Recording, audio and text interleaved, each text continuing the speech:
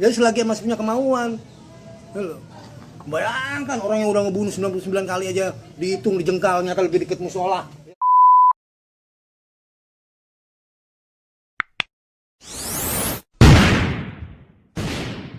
Jangan garis keturunan turunan. Bayangkan gitu loh, tabungan keburukan itu. Jariah juga tuh. Jariah itu loh, jariah keburukan. Ya. Jadi kita harus paham sampai di kita ini, maka kita harus punya ilmu gitu loh ya. Gitu. Kalau kata Ustadz kan JM ini kan gitu ya, putus sekolah bukan berarti putus ilmu. Nah kan tinggal kemauan, tinggal bawa diri, gitu diri kita, kan begitu. Nah ilmu itu penting, ilmu itu sebagai penerang, sebagai lampu yang menerangi kegelapan, sehingga kita tahu, kita mengenal secara jelas barang ini apa. Oh ini korek ya. Coba kalau misalnya gelap, aneh raba-raba kan? Ini korek apa rokok? Tai kucing kan? Itu tai kucing. Betul. Nah, jadi kita paham. Nah, ilmu itulah penerang agar kita nih tahu ya barang-barang ini. Oh, ternyata ini barang. Oh, ternyata ini barang amal baik orang tua kita. Yuk tumbuh suburkan, terus tumbuhkan, lempar bibitnya nih, tebar kemana segala penjuru arah ya, dari timur, ya barat, utara, semua penjuru mata angin semua ditebar agar tanaman kebaikan tadi, amal baik tadi terus bertumbuh. Ya, moga-moga insyaallah moga-moga dari Allah memberikan ridhonya. Ya, dari hal itu bisa mengurangi, bisa jadi satu ukuran hisab, bisa mengurangi sehingga yang tadinya mengawang-awang nih, nyangkut di pohon belimbing, pohon beringin, ya, di sungai tiba-tiba, itu yang tadinya suruh nunggu sekian, misalnya contoh misalnya 4 tahun, tapi karena kemudian si anak cucunya ini sudah menebarkan bibit kebaikan, segala penjuru yang udah tetap bilang nih, amal baiknya dari orang tuanya, ya, sehingga itu mengurangi hisab, sehingga yang tadinya 4 tahun bisa menjadi 4 minggu, ini maaf.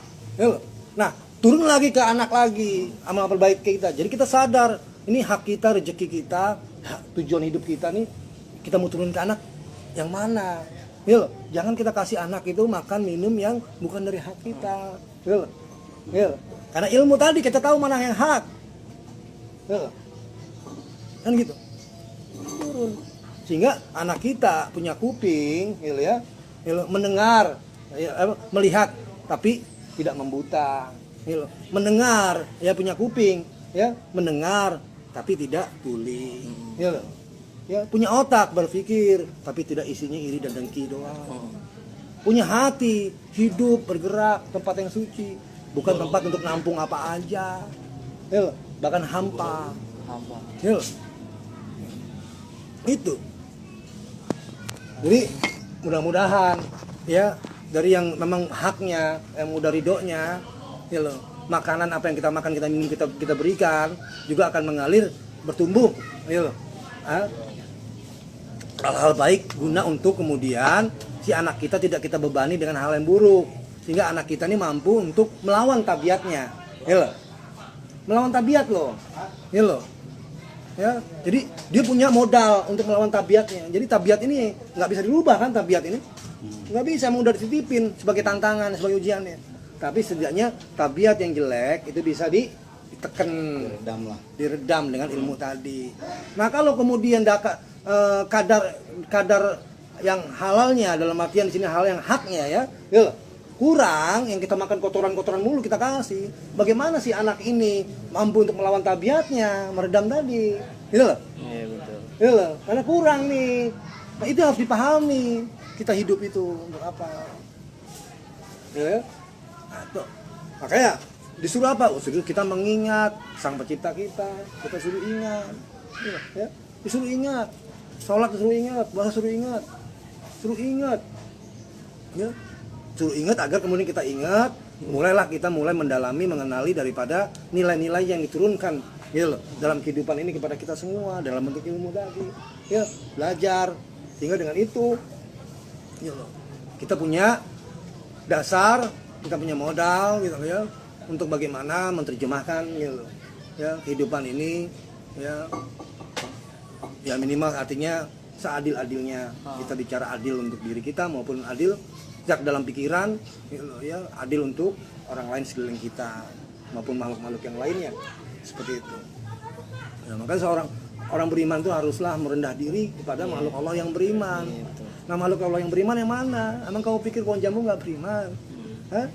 Kamu pikir kucing, anjing, babi, harimau, ya, bahkan orang lagi jalan, emang kamu pikir kamu tahu dia tidak beriman?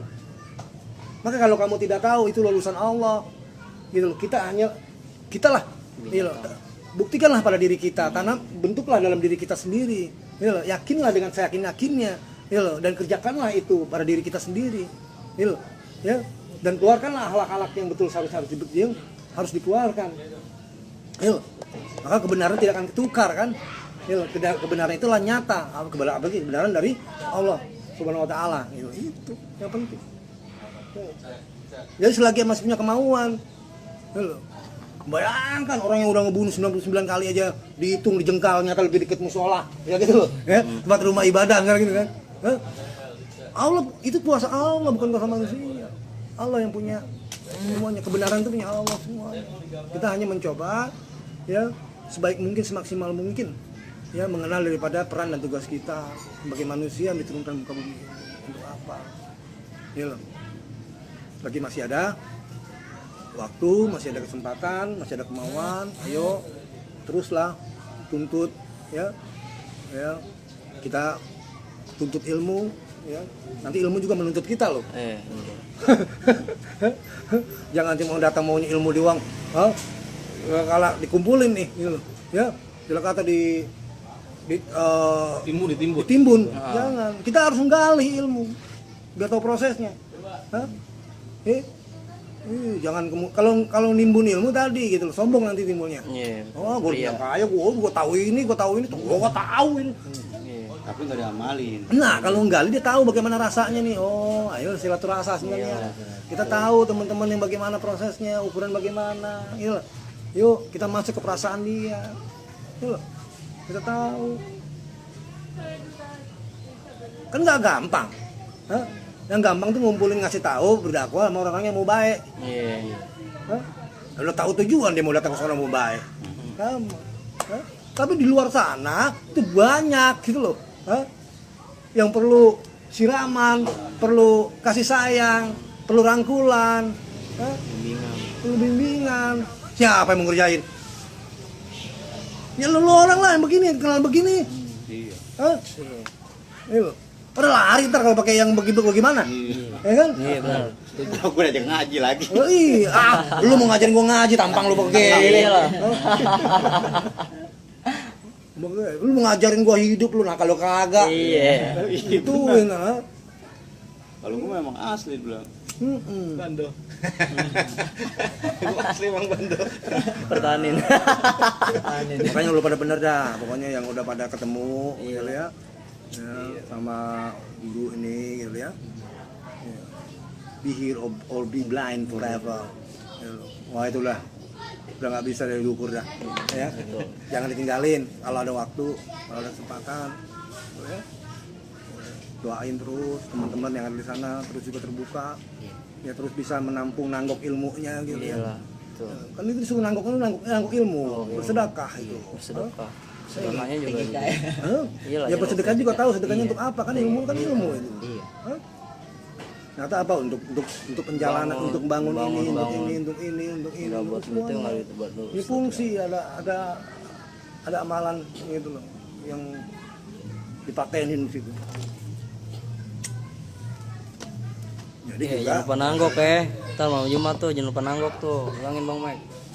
Bilangin jangan lupa nanggok tuh. 3.000 jangan, ceban. Kalau perlu kuras harta kita. Iyalah. Ya untuk ilmu. Ya. Iya, itu penjara itu. Penjara. Iya. Iya, itu penjara. Jadi kalau dalam hal di sini cerita bagaimana Nabi Allah Musa alaihissalam ya bertemu ya di gunung Sina di sana ya bertemu Allah dengan apa api, pohon api tadi ya. Dan komandan. Ya, di situ dia disuruh untuk membuka sendal jepitnya gitu. Ini wilayah suci ini. Maksudnya apa? Semua apapun yang memang terkait dengan dunia, dengan harta, kalau mau ketemu harus lepas semua, itu penjara. Ya lah. Maksudnya itu. Ya lah. Ya. Maka dalam keadaan suci, dalam keadaan bersih. Makanya orang mati kan nggak ada yang dibawa apa.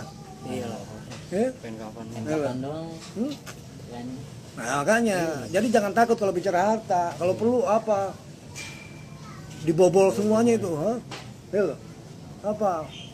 Lu mau apa? Mau mobil? Kasih mobilnya punya gua kasih. Iya. Hah? Ya loh.